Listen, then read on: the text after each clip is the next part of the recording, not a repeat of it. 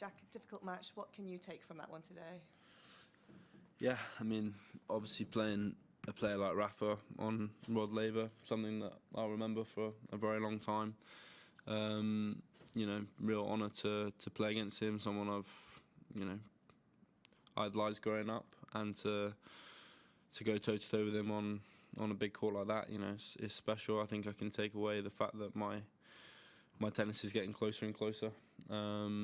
And physically, you know, I'll be the first to say I'm still a work in progress. So that's what I take from it, I suppose. If you could raise your hands with questions, please. We'll start here. Jack, for the record, just talk about what the problems were that you experienced in the Yeah, just cramping early on in the third set. After I feel like I was gaining a bit of momentum, just started getting cramp. It's not something that I've not experienced before. But I feel like, yeah, I just need to investigate why I'm getting it, but also know that I've only just started really with my fitness trainer that I've invested in, and you know it's going to be a work in progress. So the cramp. Yeah, Simon. How painful was it physically? Yeah. It is. Playing Grand Slam tennis, you've got to be out there, especially playing someone like Rafa for hours and hours and hours. So I feel like if you're not cramping, then that's fine. You know, the pains of playing high-level tennis is, you know, on the body, it's tough. But when you start cramping, it becomes almost impossible, in all honesty. Mike? How do you feel, Jack, sort of in the aftermath of the match, and what sort of treatment have you had in between time? Yeah, disappointed, obviously. Physically as well. Physically. Yeah, disappointed. But when I came off, I just wanted to make sure, because I started, I realise now that it's not, but I started having really bad cramp in my rib area, which I thought I maybe strained on court. But I think it's just cramp because it's calmed down pretty quickly. So pretty happy about that. But yeah, I mean, a little bit sore, but I feel okay now. Jack, is that extra frustrating as the physical issue, because like for so much of that match until that point, yeah, it was so close? Yeah, definitely. I mean, I almost felt at the beginning of the third that my tennis was right there, and I almost felt like I was in control of the match at that point. The first set's always tough, you know. I've never been on court with Rafa before, and in the second set I sort of calmed down and started playing really well. And yeah, if I would have carried on that way, who knows? But again, it's just the cramp thing, isn't it? Hi Jack, tough luck today. I know you're fairly new to the tour, so don't have tons to compare it to, but I just wondered what your impression was of the balls.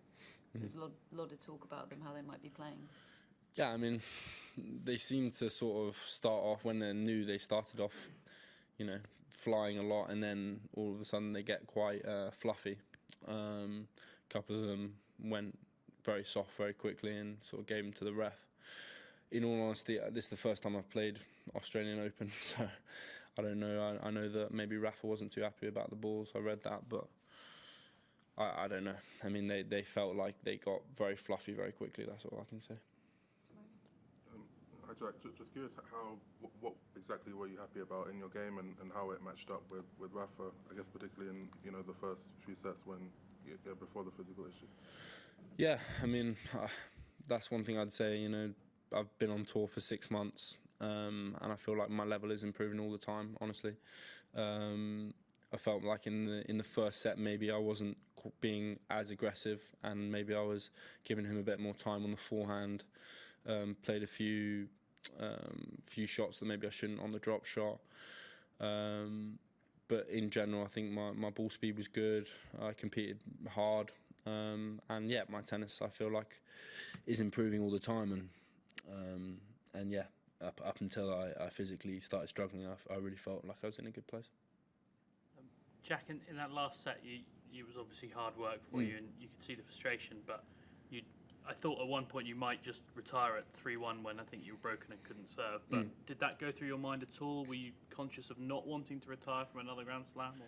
No, I mean, I feel like if you're maybe 3-1 down or 2-1 down in a fourth set, you know, after 3.5 hours, the other guys had to work hard to get in that position. So I've learned over time, just don't retire in that situation. Like, let them win the match as they're probably going to. And even if I'm in a lot of pain, just get through the match and let the match. Let him have the win like he should do, you know, because otherwise retirement, he retired or whatever. Just finish the match. Yep. Jack, you named in the Davis Cup side. Are you definitely committed to that? And how much of a kind of target is it to play for Britain in Davis Cup? Yeah, I mean, look, in all honesty, it's a privilege to go and be selected a part of the Davis Cup team. Obviously, we've got 4 players inside the top 50, 60 in the world, so honoured to go and represent my country, whether I'm on the bench or I'm playing. You used the word investigate. So when you get back to London, is that something you and your team are going to sit down and try and get to the bottom of this and stop it happening again? Yeah, definitely. I mean, going into this trip in Australia, I was very undercooked, to be honest. After last year, I was really excited about doing a good pre-season. It's a good chance to get 5 weeks of really good training, especially with my new fitness trainer, who's amazing. But I got 2 viral infections, so I had to be on antibiotics on 2 different occasions and lost 5 out of those 7 weeks. So I was very undercooked going to Adelaide, and got to be proud of myself for the way I competed and the effort I put in there, because, you know, not playing against, you know, not great players. These guys are all amazing, and, you know, if you're not quite on it, you lose at this level. So I think I've surprised myself with where I've been at, but obviously this physical thing is going to take time, and it's going to take patience. But I'm fully aware of that, and I'm willing to do everything I can to put myself in a great place, you know, moving forward. Yeah. Jack, just a quirky one. There was a moment where I think Rafa's racket got taken by a ball kid, the wrong one, to get restrung. Right. What are you thinking then, and have you seen something like that happen before? I think I was too busy focused on cramping, to be honest. I wasn't too worried about that, but I'm sure he's got another racket. But no, I don't know. I didn't really hear too much of what was going on. I think he was a bit frustrated. That's why. Yeah, Stuart. Do you think you'll have time to fit in a physical training block? 'Cause at this time of year, there's a lot of playing opportunities. Yeah, maybe in the next few weeks will be a good time. I'll probably have a few days off after here, but I think that's the thing with tennis; it never stops, and so it's tough to really get that time to be able to slow down and make sure you're getting a good block in. So I suppose maybe I'll have to figure something out and try and get that in, because, you know, that is the most important thing in my tennis right now, and that's going to get me up to the next level. Given how your off-season went, were your expectations pretty low coming into Australia, or lower than they would have been otherwise? It's tough because I'm a competitor. I want to win every match I play, and so it was almost tougher mentally because I always put a lot of expectation on myself. But the reality is, I probably wasn't in a great place coming into the trip, and so, you know, I worked as hard as I could to put myself in a good situation, and, you know, I played 3.5 hours on court today. You know, I'm trying my best out there. It just wasn't meant to be, and I feel better now. It's just I lost time. Jack, I'm sure you've dreamed of playing Rafa. I mean, the way his kind of ball comes off the racket, did it feel the way you expected it to feel? Did anything surprise you? Yeah, I mean, you know, it's he's an iconic player. Like I said before, he's the way he uses the spin on the forehand, you know, the lefty patterns, the way he competes. You know, I wasn't surprised by anything. He's just an incredible player, incredible competitor, and a real role model. So it was a real privilege to be out there with him, and hopefully I get to play him again. Last question. Yep. Jack, it's a hot day today. It's 37 tomorrow. Yep. Is it too hot to be playing tennis? I mean, in the middle of January, is this the wrong time for a slam? in Adelaide last week, it was, I think I went on court and it was maybe 38 degrees. Here it actually felt a lot cooler today.